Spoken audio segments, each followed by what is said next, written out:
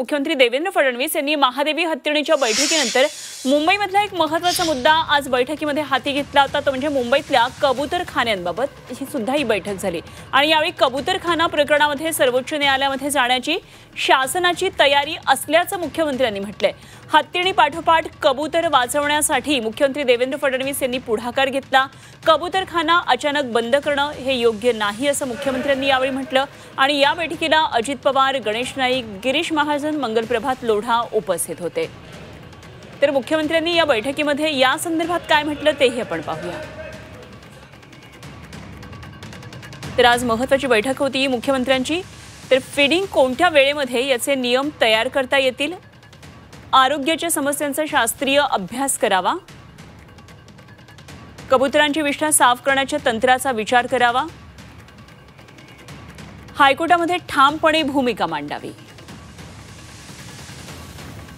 त्याचबरोबर पर्यायी व्यवस्था होईपर्यंत बीएमसीनं कंट्रोल फीडिंग ठेवावं, गरज पडली तर सुप्रीम कोर्टामध्ये जाणार, कबूतरखाना अचानक बंद करणं हे योग्य नाही, पर्यायी व्यवस्था होईपर्यंत बीएमसीनं कंट्रोल फीडिंग ठेवावं असं मुख्यमंत्र्यांनी सुचवलंय। महानगरपालिका स्वतः आता रेस्ट्रिक्टेड फीडिंग उद्यापासून सुरू करणार आहे।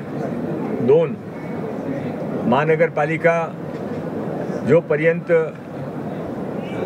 हासाठी काय निर्णय होत नाही तोपर्यंत तिथेच कबूतरखाना सुरू राहावे, कबूतरखाना मारू नये यासाठी हायकोर्टामध्ये प्रतिवेदन करणार आहे। 3 यामध्ये जे कमिटीच्या गठीत करायचं आहे महाराष्ट्र महानगरपालिकाच्या ॲफिडेविटमध्ये लिहिला होता ते कमिटीच्या गठीत होणार आहे। 4 सर्वात इम्पॉर्टंट पाण्याची जे कट केला होता ते पाणी परत जोडणार आहे, जे आपण बंद केले होते कबूतरखाने वरतून ते काढणार आहे।